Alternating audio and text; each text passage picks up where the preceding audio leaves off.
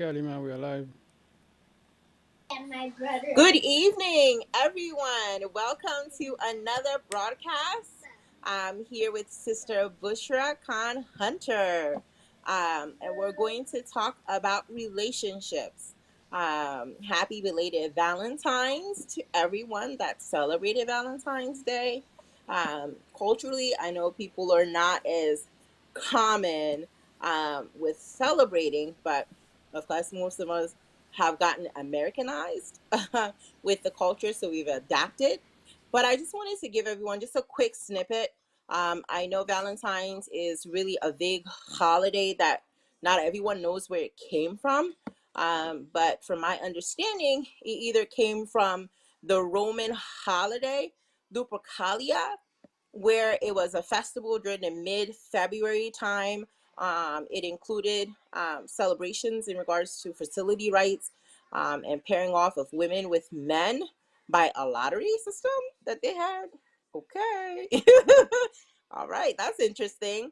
And then it also is compared to St. Valentine's, a bishop that kind of defied the emperor's orders and secretly married couples to spare the husbands from going into war.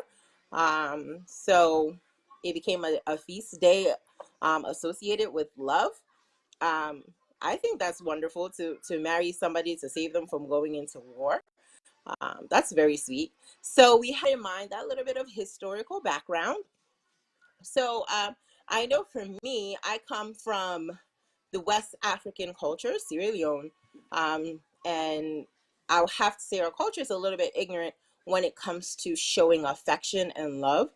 Um, there's some people that are still backwards, stuck in the old ways that haven't really gotten modernized to the American culture where America is open to sharing love and embracing it, holding hands, kissing, and all of um, the signs of affection to be shown publicly, public displays of affection.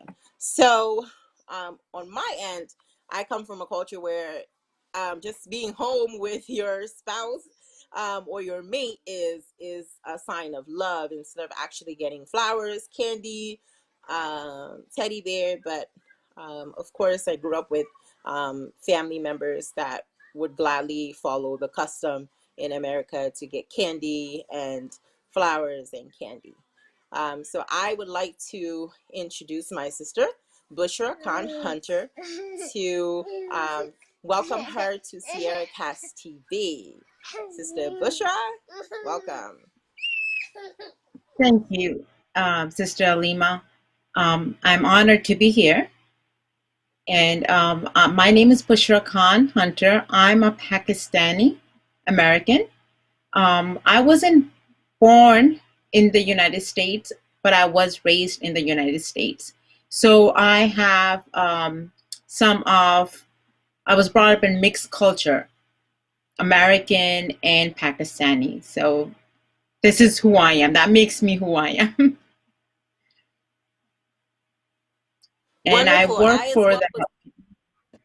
I'm Wonderful. sorry. I as well was raised here. So it's good to know that you have a mix, a nice blended experience. Yes, it's always a better. It helps you become a better person, right? And understand other cultures.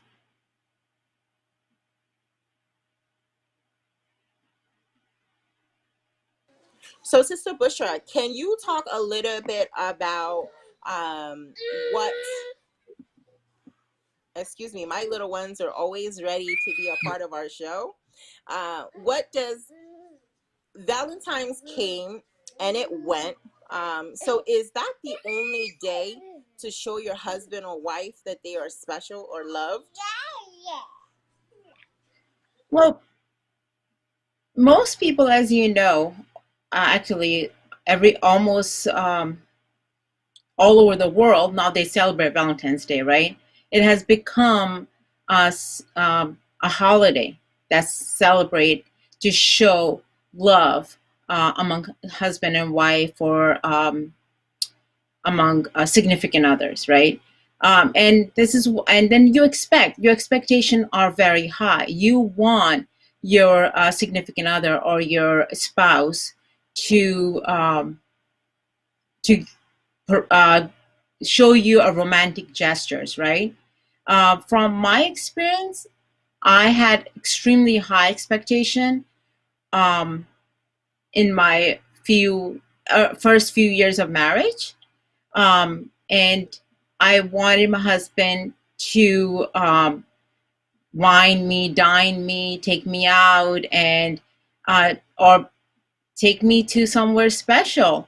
But then what I realized that's that becomes a struggle in a relationship, right? Because your expectations are so high, and it puts a pressure on him, making Valentine's more of a Yes. it makes a Valentine's a more of a burden than an enjoyable occasion of celebration. Therefore, I believe that as couples, we should show love, care each and every day.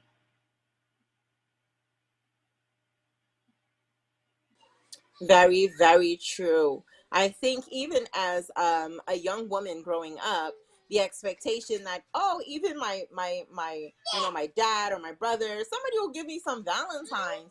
But I mean the overall expectation of just being with them and being in an environment that is loved is also part of celebrating Valentine's Day. Not necessarily having to go out to dinner, or having to buy the flowers, the candy, the commercial aspect that we're used to, is Mhm. not as important as just being there and spending time with your loved one, or having them help you with chores around the house, just so you can get maybe a day off to relax, right? The expectations are always very high when it comes to, I guess, the male or female expectations from their spouse. But we have to be able to be understanding, that for one, it may be more of a burden to do all those things, than to just sit down with you, and spend that time together. Um, Moving on, Absolutely. what does your culture say about marriage? How should a woman be treated? How should the man be treated? In Pakistani culture, the idea of marriage goes beyond the lens of society. Its connection surpasses the bond of a man and a woman.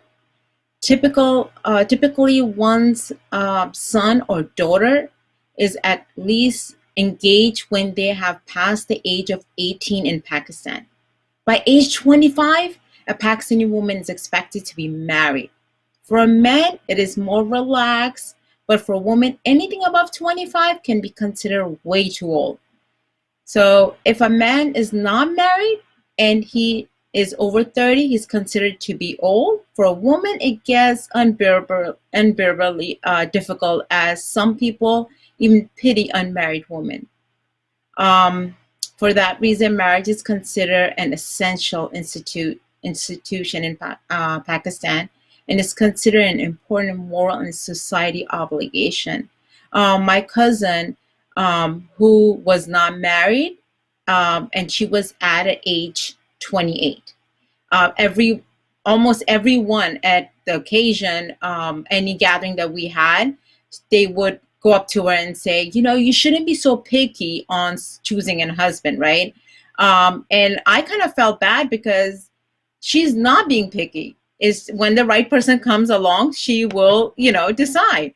So they just Exactly. pressure on a woman more, right? And especially in my culture. So I can speak when it comes to Pakistani and Indian culture. I believe is similar. So that's a lot of pressure on a woman. I know, traditionally in Sierra Leone, we have the young brides. They still do that. I think that's actually Oh, horrible. Uh, those young yeah. women should be going to school. Um, they should be learning a trade, because at the end of the day, those older men that they're marrying may not be around, to take care of them. So they themselves need to be able to take So care of true. themselves, right? So Yeah. I can only hope that Sierra Leone can get rid of young marriages, so that young women are not having children so young. They're actually being educated. In my culture in itself, I mean, they're ready to marry young women off to men, whether they know that man is a good guy or not. They're just used to, family relations or gathering, and not having the young women choose. For me, I chose my spouse.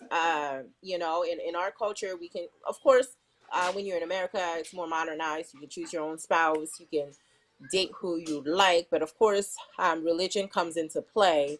Um, in our culture, where whether they're Muslim, and especially if they're Muslim, the husband has to be active or praying Muslim, right? Because there's Muslims, Yes, but they're not really absolutely. active. They don't pray, they don't go to the masjid, or they don't actually follow the rules and requirements as it takes to practice the faith, right? It comes to a lot for a young woman nowadays to be either selective, as you were saying. Your cousin's like, I don't just want to choose anybody, but it becomes harder because there's not a lot to choose from. I think in our culture, or in my country, um, the women here in America may have it more together than the men, right? So you may not have a wide selection to choose from, so you kind of have to settle. So I completely Mhm. understand where she's coming from, and I think that even goes with the African American culture. From what I see, the men are not as together, per se, together, than the women. Women are kind of a little bit more advanced, from what I can see, or have experienced, than the men, in whether they've accomplished their degrees, whether they found the job that they're looking for, or whether just financially they're together. um, but Mhm. really, let's go into the religion aspect, right? I want us to talk about religion, because religion is such a big thing when it comes to marriage. Now, Islam says in the Quran, among his proofs is that he created for you spouses from among yourselves in order to have tranquility and contentment with each other. He placed in your hearts love and care towards your spouses. In this, there are sufficient proofs for people who think. So just think about that statement. It's so deep. So God created us in order for us to care and love each other, right? In order for us to find Mhm. contentment with our spouses. But nowadays, it's so hard to find contentment with our spouses, or even in our relationship, besides marriage. Sometimes you just have a steady boyfriend or steady girlfriend that you've been together for so long. You guys are practically married, which is called common law marriage. While religion and traditions have labeled women as submissive, is that what women should be? Is that what is called contentment? Is that the tranquility women a woman has to be submissive in order for you guys to be happy? Well, marriage is based on mutual peace, love, and compassion, right? So Dr. Jamal Badwi, a Canadian Islamic scholar, states in his book that gender fairness in Islam, the husband is responsible for, providing financially protection and overall leadership of the family within the framework of cons- um, consultation. I mean, being kind to the wife.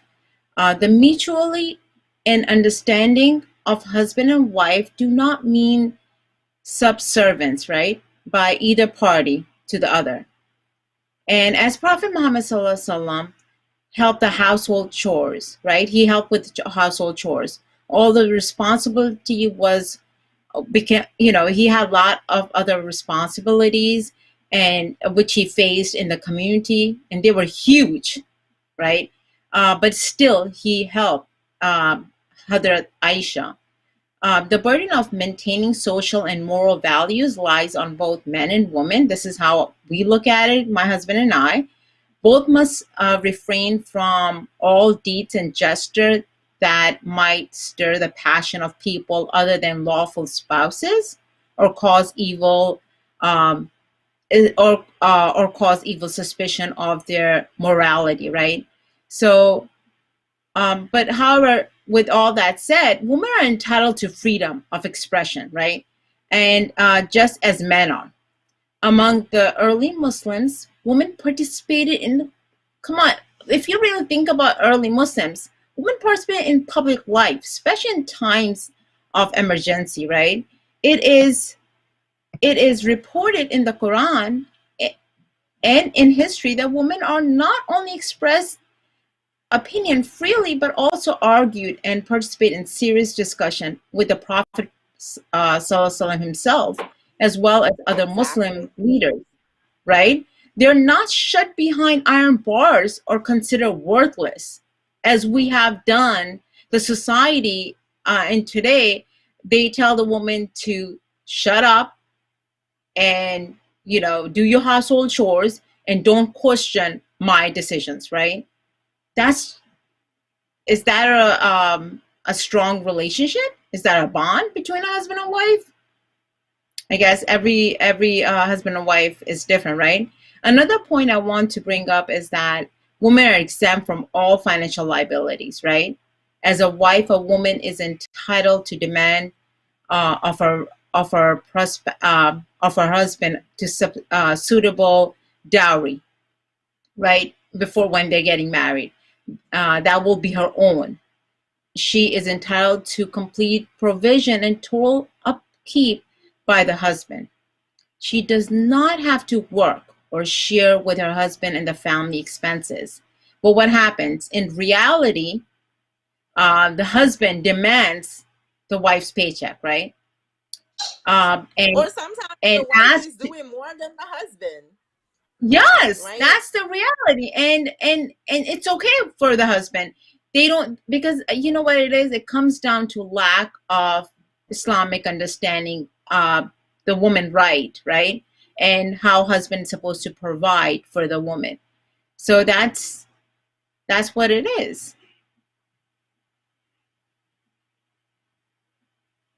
And that's very important. I think with times have changed, we look at the religious texts and we see that they're outdated, right?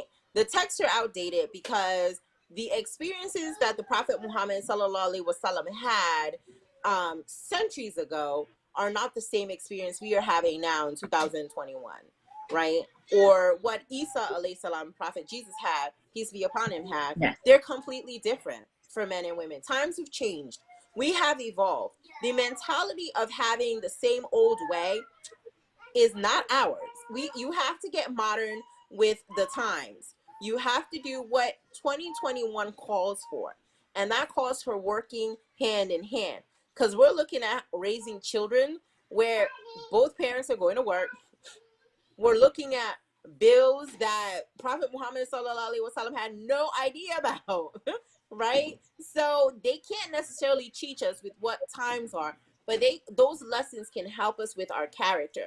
They can help us work together. They can help us on understanding each other.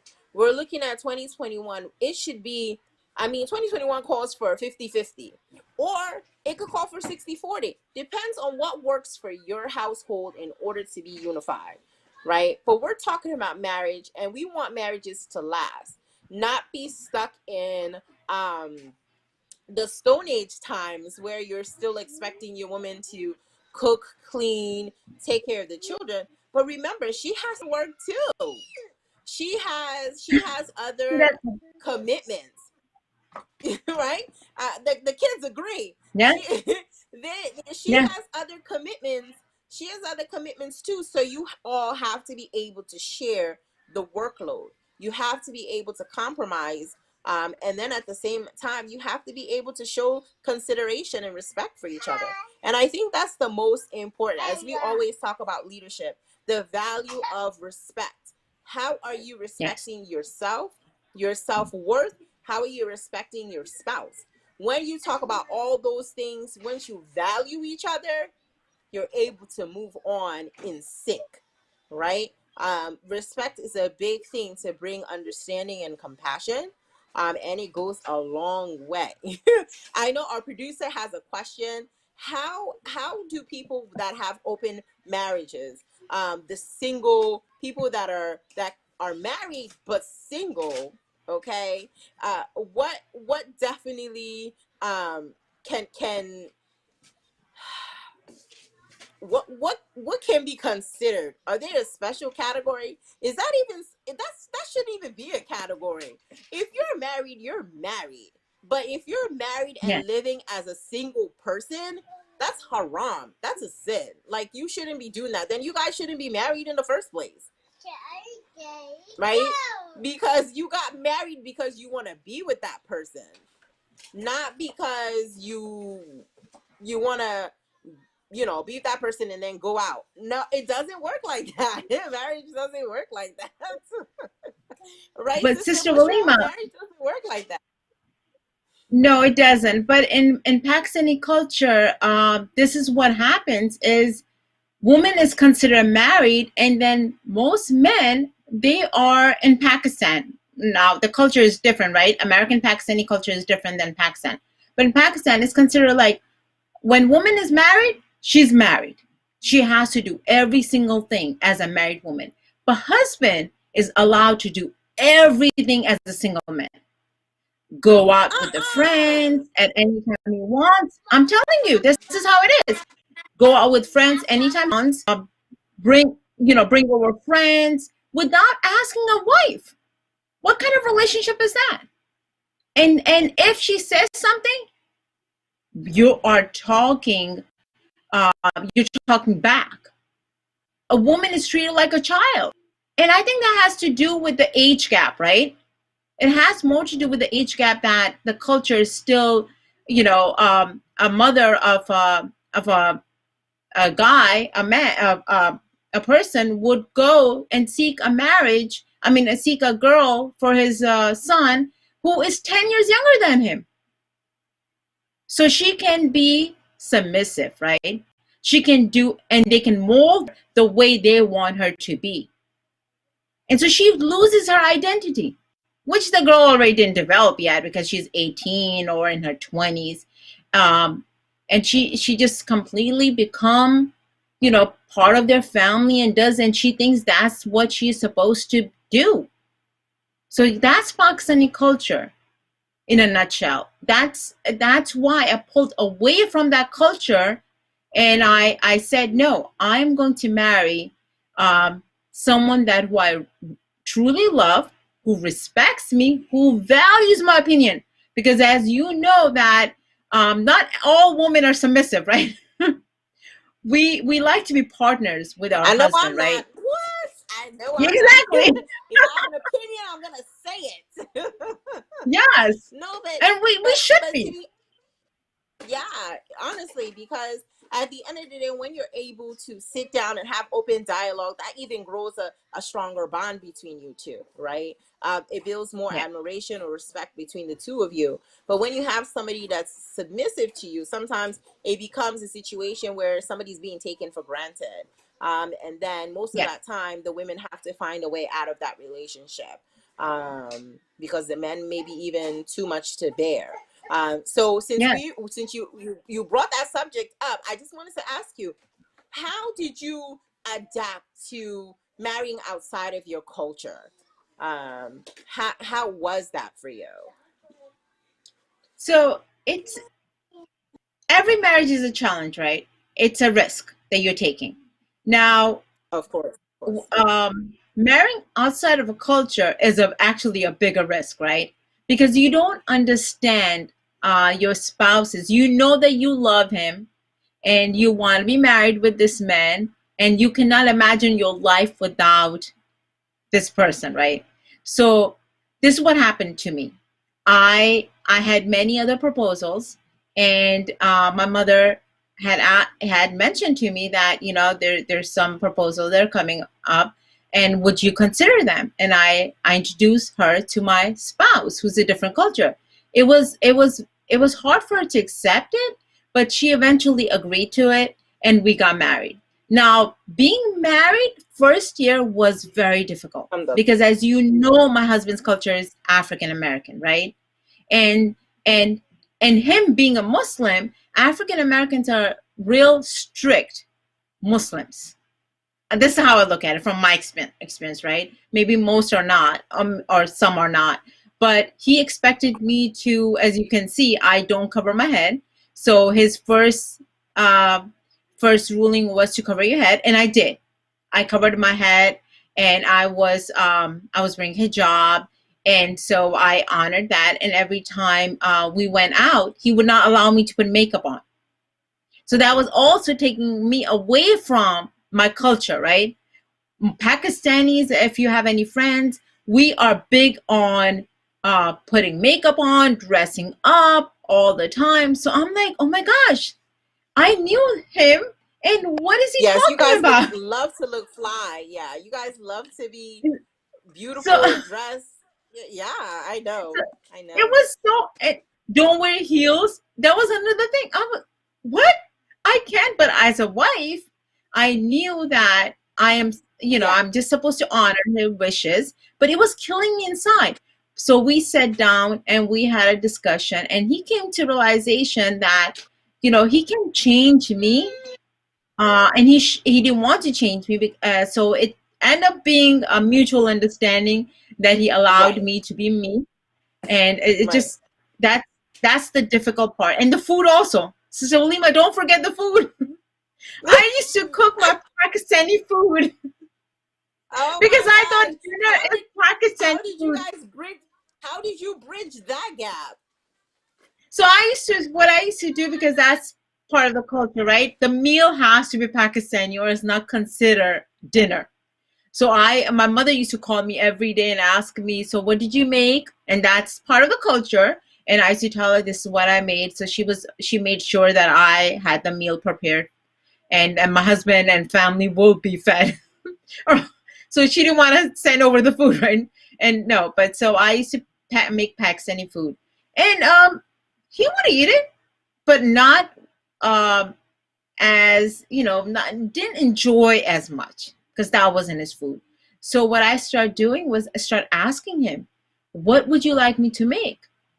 And so I start shifting my the culture of the ethnic background food to what he likes. And So you so change now you what help to adapt your tradition to what adapted. I he start calling his mother. I start asking her what she makes. My colleagues, who are most of them are African Americans, I start asking them for their opinion, like what would they make at home for dinner, and so that I start cooking that to make him happy. And so here and there, I would make my food, and he will eat that too. So we just came to to compromise that we have to respect and value each other's cultures, even when it comes to food, right?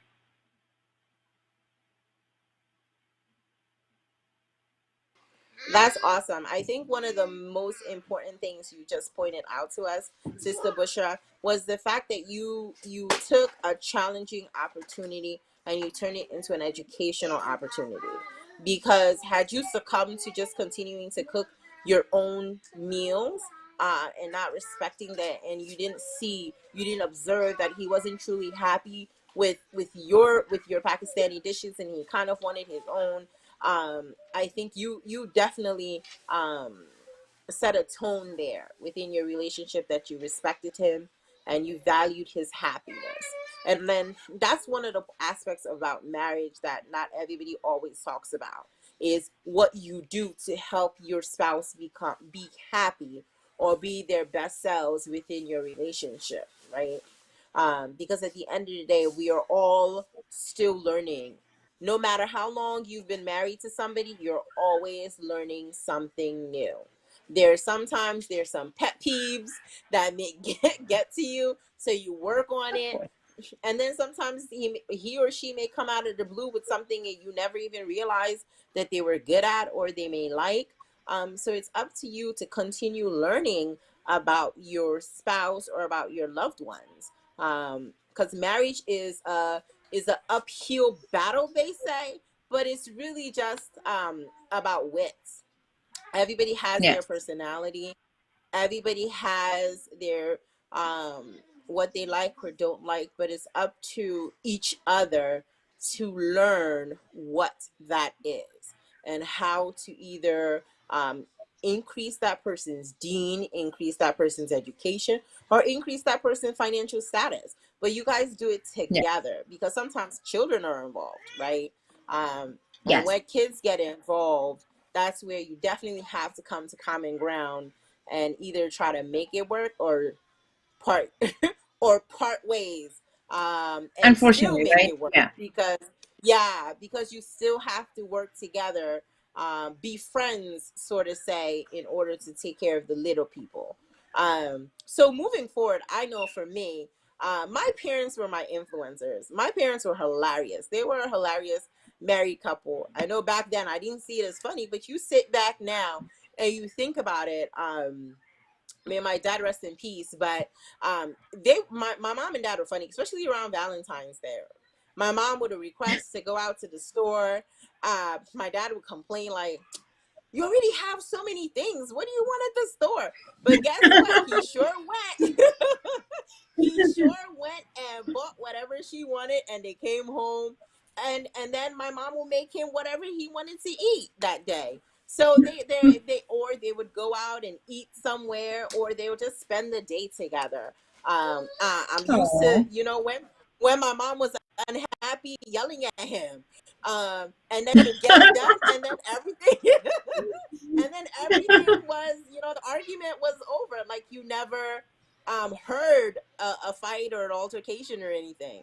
But I always looked at yeah. their relationship as one you could definitely, um I can definitely pray towards, right? Because marriage is also about prayer. But they were my biggest influencers, um in the relationship of marriage.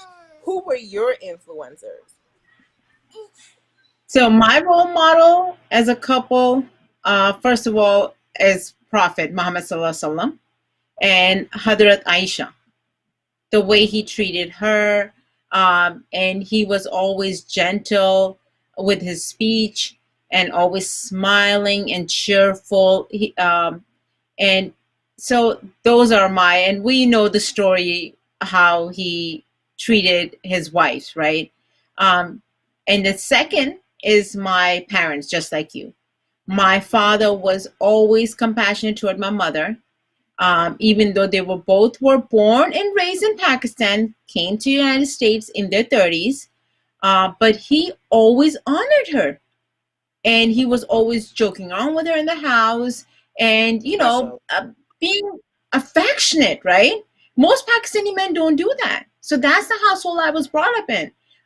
He always made her laugh, joke about her, about things that will make her laugh, watch movies with her, just small things. And he will tell her, honey, as soon as the kids go to bed, of course, in our language, I'm saying in English, as soon as they go to bed, it's our time. It's our time. And he always said to us, make sure when you come to my room, knock on the door. As a little kid, I just couldn't understand. I'm like, that's Yes, my that is parents' room. true. I have to go in. I shouldn't be. I That don't is why do I have to knock on the door? So it's just that because they were sharing love for each other, right? And you don't see that often anymore. Everyone has high demands from their spouses. They don't share small things. Sit down and watch a movie. Sit down and share a cup of coffee. Read a book together. And if there are any issues and complaints, talk to yourself first. Can that be solved? Can I solve this on my own? Or should I be bringing up to my spouse? Do I need my spouse to get involved so both of us are tense? Or should I take it upon me and solve it? This is how I see it. Women we can solve problems, and Men, small household problems. But when we mention to our husbands, they're not raised that way. Most of them are not. It's very challenging for them to understand the household issues or kids' problems. So what happens? Becomes an argument, right? It just confrontation, and then woman feels like her feelings get involved. So to avoid all that, it's the best for us to solve, unless you really need it. The kid is, into something that you need your husband's support. And the man and woman together can solve a bigger problems, right? That makes the bond stronger. And just this is how I see it. This is how the relationship Yeah. is. Every relationship is different, right? This works for me. Unless the problem is something that I really cannot handle, I go to Corey. I said, babe, I have a big problem. And that's when he knows, you know what? I need to step in. And that's when he steps in and he helps me out. So it works for me though. Yeah, alhamdulillah, I know for me, like I've told you, I admire your relationship. So mashallah to both of you. May Allah bless the two of you, because I see the way you support each other, right? And that's what marriage is about, the supporting of each other's endeavors. It's really important for both to support, than for it to just be one-sided or no-sided at all. One person is just Yeah. doing whatever they need to do, and the other person is doing whatever they need to do. Neither has that support. But it's always Yeah. important to encourage and support each other. For me, I admire Prophet Muhammad sallallahu alaihi wasallam and Khadijah alayhi salam, but their relationship is a whole nother level. So I don't know if I can actually look at them, but I can only pray that my husband can be like, inshallah, like Prophet Muhammad sallallahu alaihi wasallam, and I can be like Khadijah alayhi Inshallah. salam. Though we try, but Yeah. modern society has the roadblocks that we continue have to jump in order for us to just make our family units successful, and not as challenging. So we pray for everyone to find peace and common ground always. So Yes. for me, I know the ideal look of what a relationship should be like is just working together, and Yes. open communication. There's a lot of relationships that men don't communicate. I know for us, in the West African culture, or even the African culture, men do not know how to communicate. They they either just keep it to themselves, or they will talk to their friends instead of talking to you, their wife, who's the person that's with them 24/7. You're working with them hand in hand. So it's very interesting. Not all males know how to communicate, whether they were taught that or they weren't. I grew up in a very open household. Yes, I used to get popped for back talk, but that's just me, because I was always opinionated and I always wanted to know why. So my dad was quick to be like, Alima, shut up. So, like, what are you talking about? So for me, but that's just who I am. I'm quick to question. I'm quick to know what is the reason for something. Uh, because sometimes as parent we make decisions, and it's not fair to the kids, but sometimes they are making decisions that's the best for us. So for me, I always used to question. But it's always really important to communicate. Whether you even sit down, communicate to yourself first and then talk to your spouse, but it's really important to communicate. Communication is key in all relationships, right? Even as my children are communicating with me right now, and I'm telling them they need to be quiet, but but it's key, because that's when you have understanding. Their understanding, just they want to be busy, and most of the time, husband and wives, they just want to be heard. So you need to be able to talk to be heard, right? So, Sister Bushra, You're you tell absolutely right. me, uh, what does a marriage really look like, just from us reading in religion, understanding the deen. What does relationships really look like? Well, first of all, in a relationship, one should stop comparing their self to other couples, right? As I've A gotten older, hundred I have percent, you realized right there. what A happened. 100%, you hit that Nailed right on target, comparing yourself to others' relationships. Thank you Yeah, for that. Keep going, sister. Sorry to yeah. interrupt. No, that's fine. As I've gotten older, I have realized that comparing marriages and listening to other people standards does not work. I have been with my husband for 10 years. I can't even count the amount of perfect couples who have given us advice and told us about how wonderful their relationship is that are no longer together or had affairs, right? Meanwhile, we sometimes fight. We aren't always perfect in love. We have tough times, but we keep going along happy every year, right?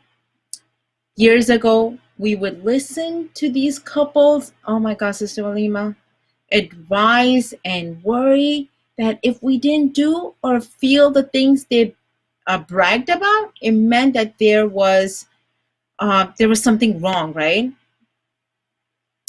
with our relationship. But time has proven many times over that we only need to worry about proving to each other that we are true to ourselves, right? Um, and not, stop worrying about others, and just be true to yourself, and that it just and the ones who proclaim that they have perfect relationship, the loudest are often just trying to convince themselves. That's the thing, right? Another thing is, when is good enough becomes actually good, right? There are bad times in their marriages, right? That's for sure. There are bad times in marriages, but the perfect couples decide to keep going, right? The actual perfect couples, not the ones who call themselves perfect couples, right? Um, it was good enough, and now it's actually good. So they keep doing, um, regardless of bad times in their life, and so that's what it is. Another thing is when you can both stay true. When can you both stay true to to each other, right? I think about that is, good marriage allows both partners to become their best selves, right? Partners should help each other grow in positive ways. Um, Partners should help each other and push each other, in a cheerful way. Whether they decide to, small things like being entrepreneur, right? And another partner might say, "What are you talking about? That's not going to work." Just support your partner. Figure things out. What worse could happen? And as long as you're true to each other and you're being honest and you're supporting each other, the marriage works out. It just works out. It doesn't fail. You have to support each other. I I don't love the idea of good marriages or bad marriages, because I feel it's, too much like comparing my inside to someone else's outside, right? I don't think someone outside the marriage Yeah. should judge my marriage or perceive, what's right to do, what's not. And, for me, the marriage, it's its own entity, separate from both my husband and me, and something we work on together, um, and either working well at the moment, or it needs some improvement, right? you know um it it's just that you have to work on it. You might need some improvement later on, but if you work together on it, then the bad marriages work. So to me, again, there's no good or bad marriage. It's just the working together, communicating, like you said, right? My father always communicated with his mother. I mean, his mother, with my mother. He always, even small things like works. He had issues with his, so instead of yelling at them, he would just show respect to them, but he will call my mother and get the frustration out on, like, tell her how he feels. So that really helped them bond, because she knew, even though she was a homemaker, that she had a strong relationship with him, that he always called her anytime he felt frustrated at work. So that's another thing, like, share with your partner every single thing. Like you said, right? Communication, the key to perfect marriage. And not what other people say. Just to speak to each other, help each other understand that we're in this together and not separate.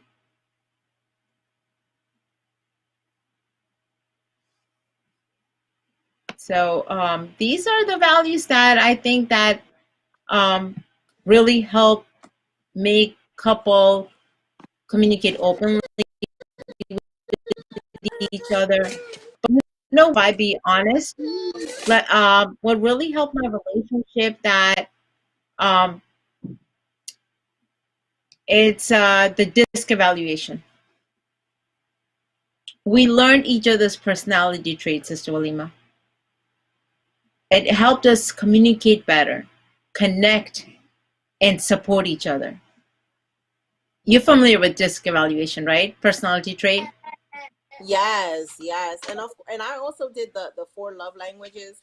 I think when you know what you're looking for, or what you yourself how you can feel love, it helps for your partner or your spouse to you, right? Because whether you've been dating for a long Yeah, time or whether you've been married for years, you still have to understand how your spouse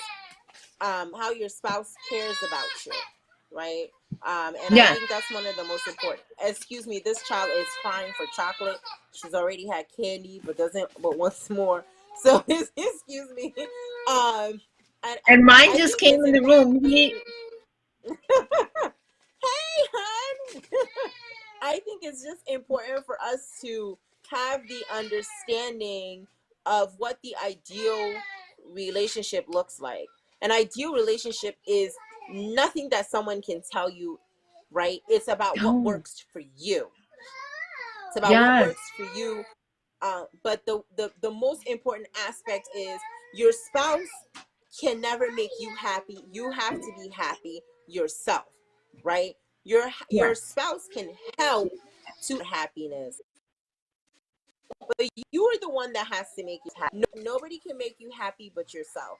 So if you're happy with your situation, then that's the ideal relationship for you. If you're not happy with your situation, then perhaps talking is really important. Having a conversation and just talking. I'm sorry, no more chocolate. Just having a conversation that is really important. Whether you guys sit down face to face in the heated moment, but sometimes talking when you're both passionate about something is not a good idea, because there's going to be some heated words. So perhaps talking when everyone is calmer, and then perhaps you guys are doing something relaxed where everyone is at peace. You guys can have that open dialogue, but it's really important for communication. Um, Talking about whatever is going on, continuously, not holding it, not keeping it in your heart, not bringing it up continuously. Once you talk about it, let it go.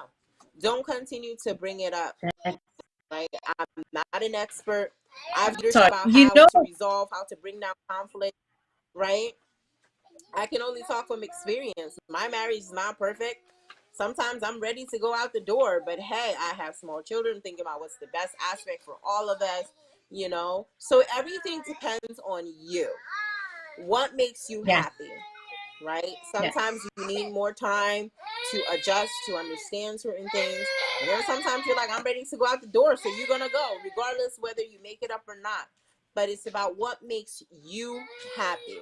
And as an African community, I think it's important for us to be educated on what happiness is. It's not what our parents do. I know my family doesn't believe in divorce. My family doesn't believe in talking to outsiders about a relationship, but I grew up here. They believe in therapy. They believe in finding somebody to mediate. right? So it depends on what makes you happy. You go with that, Sister Bushra. So, um, you're absolutely right. You keep your spouse happy, right? Um, and that's the thing that you should know. And that's why I strongly, strongly believe that each spouse, um, each uh, each married couple should do disc evaluation, Sister Walima. I strongly believe in that because you know how it helped me and Corey coming from different cultures. It was like we were butting heads. There were times, right? I to me, husband should be a provider. Husband, as my father has, husband should be caring a lot. Husband should be there for the wife as my father was. And it was very, very it was very, very challenging for me to see another culture man wants, it's not the same. He cares for me. I'm not gonna lie, he does. But there's types of needed someone to be the way my father was, and I was comparing my relationship with my parents' relationship, a Pakistani culture relationship. And so when I did the disc evaluation, I discovered that my personality traits and his personality traits. And so, regardless of our culture differences, regardless of anything, and we try to communicate a lot too, but regardless of anything, it helped us understand each other and value each other's belief. Because culture is one thing, but each personality is another thing. Once you understand your spouse's personality, oh my gosh, Sister Walima, it's like hallelujah in your household. You become better communicator. You know when to leave your spouse alone, or you understand their body language. You know a romantic mood, and when you know that they just want to be alone with you. It's just a lot of things. So my personality trait is And a be able D. to read each D. other. Yeah. Yes, you're too. You're right. You're D. So You. I yeah, I'm very task oriented. So when I was doing my master's degree, Corey would come in and he's very like, he's very talkative, right? So he would come Mhm. in and try to, while I'm working on something, he will come in and try to distract me or say something. And I'm very task oriented. And I would look at him like, why is he doing that? That was before I took the disc evaluation. I'm like, what is wrong? You see me focus, reading an article, doing a research. And so, and his personality is, he's very outgoing and enthusiastic, thing, and optimistic. Oh my gosh. He decides on things in a heartbeat. Like, we're going to do that. My personality, I need to know beforehand.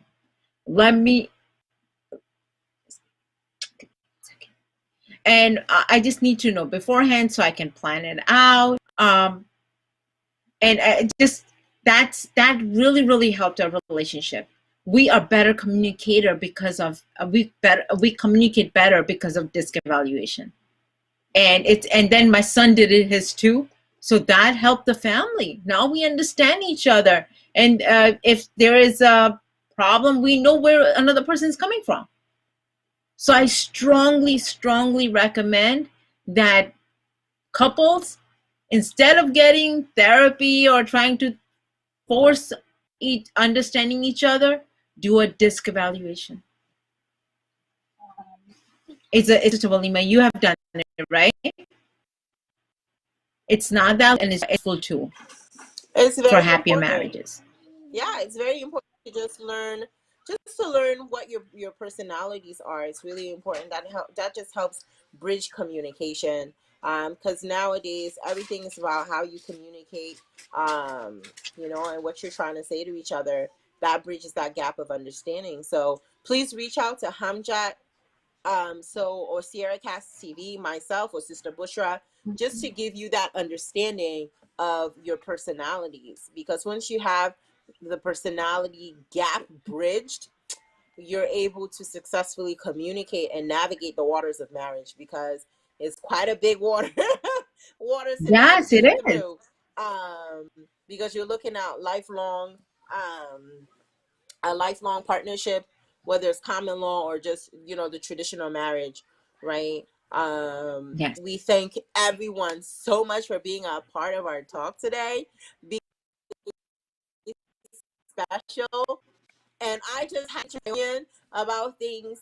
Women are definitely the forefront of many of our cultures. They are sometimes the breadwinners, but they are the foundation in which families are being built upon.